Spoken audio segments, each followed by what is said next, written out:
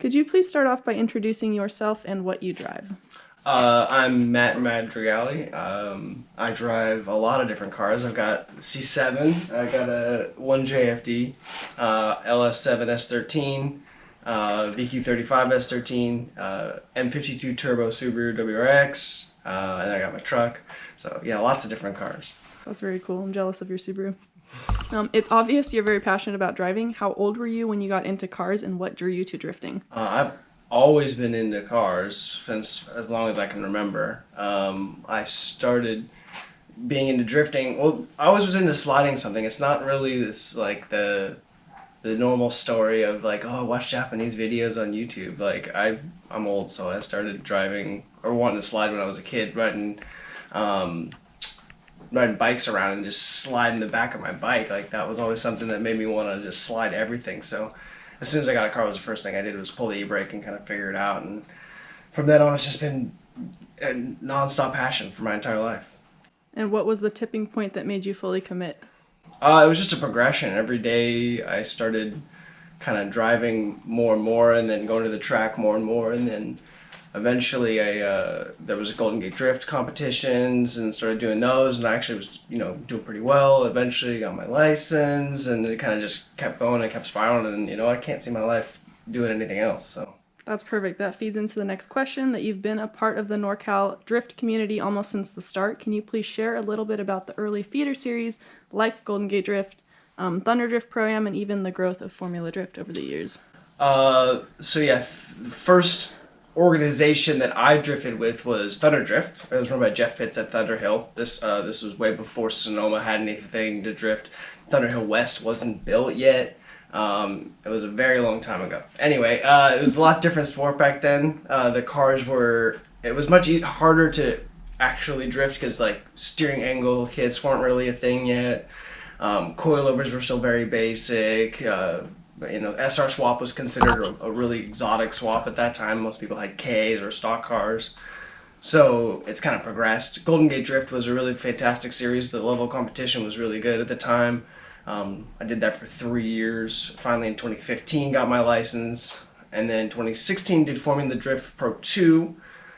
Did 4 rounds, ended up getting 8th overall, and that's progressed quite a lot as well. Of course, as everybody's seen, it's very public, so you've got a lot of horsepower, a lot more grip, and a lot more complexity into the builds over the years. So it's been really fun watching the sport progress over the last 18 years I've been doing this. Definitely. So what made you initially want to compete?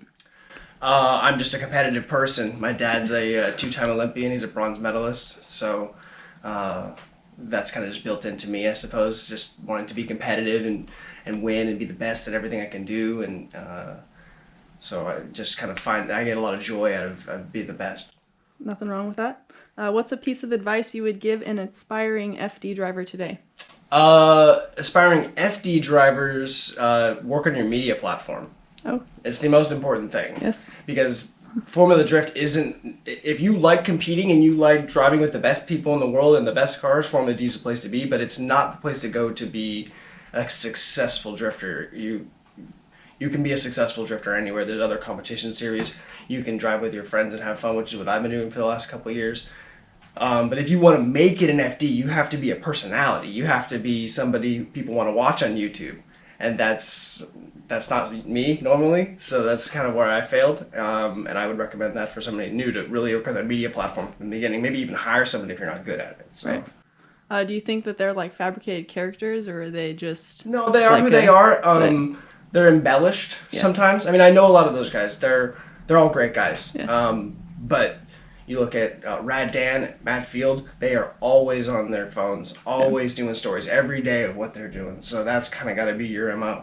Definitely. Got it. Do you have any plans to compete again outside of grassroots? I would love to do FD again. I'm kind of been rebuilding my car over and over again, so it's now in its like 8th iteration. I think it's better than it's ever been. I think I could definitely do it. It's just got to be the right circumstances. But with the pandemic, it's been kind of hard for everyone. So we're just gonna see where things go, and that's the best thing about it. It's not like basketball or regular motorsports where there's an age cap.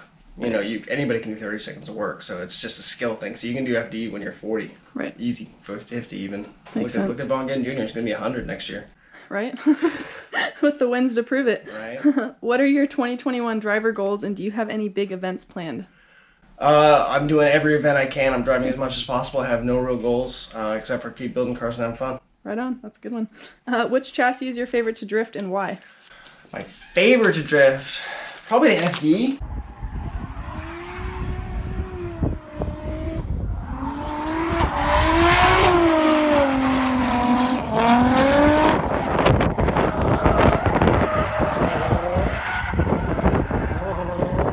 Because it's just like, it's very fun to drive and it just gets a lot of looks and it's like exotic.